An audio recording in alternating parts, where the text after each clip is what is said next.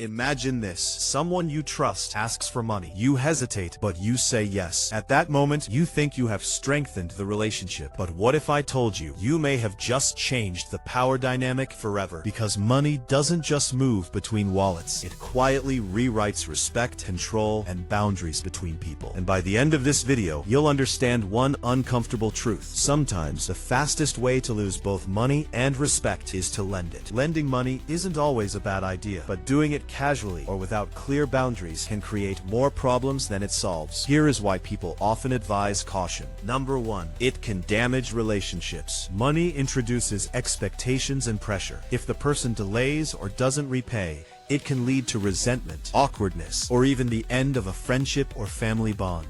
And here's the darker reality. People don't like feeling indebted. Over time, that pressure can quietly turn into avoidance or even resentment towards you. Number 2. No guarantee of getting it back. Even well-meaning people can fail to repay due to financial trouble, avoidance, or changing priorities. If you can't afford to lose the money, lending it is risky. Because once the money leaves your hand, control leaves with it. What remains is just a promise, and promises are easy to break when there are no consequences. Number 3. People may take advantage. Once you say yes once, some people may keep asking, or assume you'll always help, putting you in an uncomfortable position. In psychological terms, you've just set a precedent, and people tend to repeat what works for them, especially when there's no resistance. Number 4. It avoids solving the real problem. If someone has ongoing financial issues, a loan might only be a temporary fix instead of addressing the root cause. In fact, constant help can sometimes enable the very behavior that created the problem in the first place. Number 5. It can put you under financial stress. Helping others shouldn't come at the cost of your own stability. Lending beyond your comfort zone can create anxiety or financial strain for you. And ironically, the person you helped may not feel that stress. You will. Number 6. Lack of clear terms leads to confusion. Without agreed timelines, repayment methods, or written terms, misunderstandings are very common. And when things aren't defined, people naturally interpret situations in their own favor. Machiavelli said lending can work, but only if you approach it with clarity, not emotion. Only lend what you can afford to lose. Set clear terms, amount, timeline, repayment method. Keep communication open. Treat it like a formal agreement if the amount is significant.